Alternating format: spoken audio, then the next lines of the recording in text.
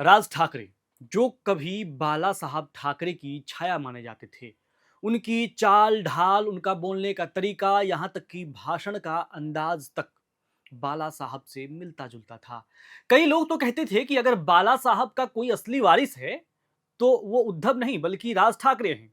लेकिन फिर वक्त बदला, शिवसेना में बारिश तय हुआ और उद्धव ने पार्टी की कमान अपने हाथ में ले ली। राज ठाकरे नाराज हो गए। उन्होंने पार्टी छोड़ दी और 2006 में महाराष्ट्र नवनिर्माण सेना यानी एमएनएस की नींव रख दी। शुरू में पार्टी ने थोड़ा शोर मचाया, उत्तर भारतीयों पर बयान दिए, लोकल बनाम बाहरी का मुद्दा खड़ा किया और मुंबई में नोटिसेबल भी हुए। लेकिन धीरे धीरे एमएनएस की चमक फीकी पड़ गई। अब सीन देखिए, 2024 और 2025 की राजनीति में राज ठाकरे अचानक से फिर पिक्चर में दिख रहे हैं। और पिक्चर भी छोटी मोटी नहीं है, बल्कि शिवसेना उद्धव ठाकरे गुट के साथ। जी हां, जिनसे कभी उनका झगड़ा हुआ, आज उन्हीं के मंच पर राज ठाकरे नजर आते हैं। सवाल ये उठता है कि आखिर ये मेल जोल क्यों, और सबसे बड़ा ट्विस्ट, कांग्रेस से उनकी दूरी क्यों। सबसे पहले समझना होगा कि महाराष्ट्र की राजनीति में इस वक्त समीकरण कैसे हैं। उद्धव ठाकरे की शिवसेना, कांग्रेस और एनसीपी शरद पवार गुट मिलकर महाविकास अघाड़ी बना रहे हैं, यानी विपक्ष का बड़ा चेहरा यही है। दूसरी तरफ बीजेपी और शिंदे की शिवसेना, अजीत पवार वाला एनसीपी गुट, यानी सत्ता का गठजोड़। अब इस पूरे खेल में राज ठाकरे कहां फिट होते हैं।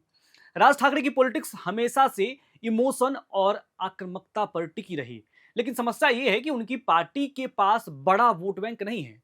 मुंबई और कुछ शहरी इलाकों में ही उनकी पकड़ है, लेकिन उनके भाषणों का असर मीडिया कवरेज में उन्हें हमेशा न्यूज में रखता है। उद्धव ठाकरे भी जानते हैं कि मोदी शाह वाली बीजेपी के सामने अकेले लड़ना मुश्किल है। उन्हें जितने भी सहयोगी मिल सकते हैं, सबका साथ लेना पड़ेगा। इसी लाइन में राज ठाकरे उनके करीब आते हैं। अब सवाल यह है कि फिर कांग्रेस से राज ठाकरे की दिक्कत क्यों है।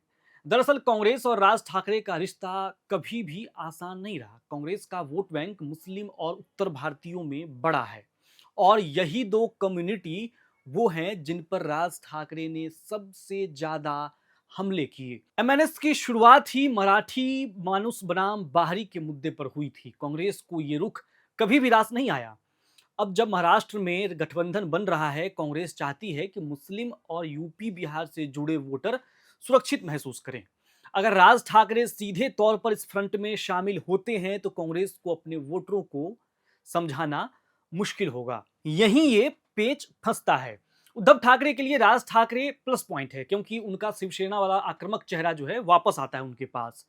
उद्धव खुद अब सॉफ्ट दिखाई देने लगे हैं, सेकुलर पॉलिटिक्स की तरफ मुड़े हैं। ऐसे में अगर मंच पर राज ठाकरे दिखते हैं तो जनता को मैसेज जाता है कि ठाकरे परिवार अब भी आक्रामक है और दमदार है।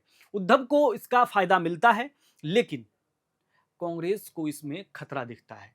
राज ठाकरे की कांग्रेस से दिक्कत केवल आइडियोलॉजिकल नहीं है, पर्सनल भी है। उन्होंने हमेशा गांधी परिवार पर तीखे तंज कसे हैं, राहुल गांधी को लेकर भी कई बार तीखी बयानबाजी की है। ऐसे में अगर वो कांग्रेस के साथ मंच शेयर करते हैं तो उनकी इमेज को नुकसान होता है। और राज ठाकरे की राजनीति में इमेज ही सब कुछ है। वो भीड़ को उसी अंदाज में खींचते हैं। अब यहां से सोचिए, क्या राज ठाकरे उद्धव के साथ जाकर पूरी तरह विपक्ष में शामिल होंगे, या फिर ये केवल रणनीतिक दोस्ती है। राजनीतिक जानकार मानते हैं कि ये ज्यादा लंबा चलने वाला मेल नहीं है। उद्धव ठाकरे को जहां जहां फायदा दिखेगा, वहां वहां वो राज ठाकरे को मंच देंगे। लेकिन कांग्रेस खुले तौर पर इस रिश्ते को एक्सेप्ट करने की हिम्मत नहीं करेगी। महाराष्ट्र की राजनीति में यह भी देखना जरूरी है कि लोकसभा और विधानसभा चुनाव के वक्त समीकरण कैसे बनते हैं। उद्धव और कांग्रेस दोनों चाहते हैं कि विपक्ष एकजुट दिखे, लेकिन राज ठाकरे जैसे लीडर को शामिल करने से मुस्लिम और उत्तर भारतीय वोट खिसक सकते हैं। बीजेपी इस बात का फायदा उठाएगी। बीजेपी हमेशा से कहती आई है कि ठाकरे परिवार अवसरवादी है और राज ठाकरे को जोड़ने से उन्हें यह हमला और धार देगा। यानी इसे ऐसे समझिए, राज ठाकरे इस वक्त चौसर खेल रहे हैं। बोर्ड पर उनके पास ज्यादा गोटियां नहीं है, लेकिन वो दूसरे खिलाड़ियों के मोहरों के साथ जुड़कर अपनी मौजूदगी दर्ज करा रहे हैं। उद्धव ठाकरे उन्हें इस्तेमाल कर रहे हैं ताकि बीजेपी और शिंदे गुट के खिलाफ आक्रामक चेहरा दिखा सके। लेकिन कांग्रेस सतर्क है, क्योंकि उसे डर है कि उसका वोट बैंक डिस्टर्ब हो सकता है। महाराष्ट्र की राजनीति हमेशा पिक्चर जैसी लगती है। यहाँ हर किरदार ड्रामेटिक है। उद्धव राज की कहानी तो अपने आप में ही किसी फिल्म से कम नहीं है। कभी दोनों भाई जैसे थे, फिर दुश्मन बने और अब फिर एक मंच पर आ रहे हैं। कांग्रेस इस फिल्म में कैरेक्टर आर्टिस्ट जैसी है, जिसे हर सीन में फिट होना है, लेकिन हर बार कंफ्यूजन बढ़ जाता है। आगे का रास्ता यही होगा। अगर उद्धव राज की दोस्ती गहरी हुई तो कांग्रेस को या तो मजबूरी में एक्सेप्ट करना पड़ेगा या फिर दूरी बना लेनी होगी। लेकिन अगर कांग्रेस दूरी बनाती है तो विपक्षी एकजुटता का नैरेटिव कमजोर होगा और इसका सीधा फायदा बीजेपी, शिंदे, अजीत पवार गठबंधन को मिलेगा।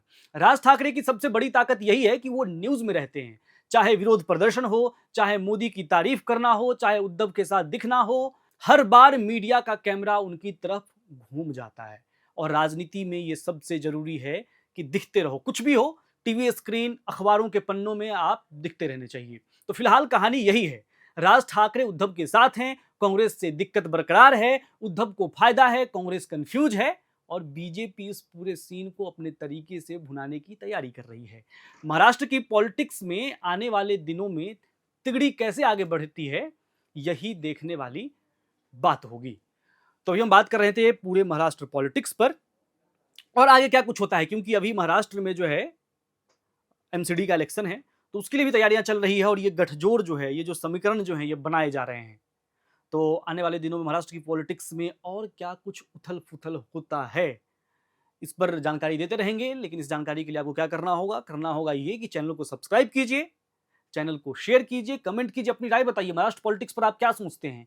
ये लिखिए कमेंट बॉक्स में और तमाम सोशल मीडिया प्लेटफॉर्म पर एयर नाउ को फॉलो कीजिए।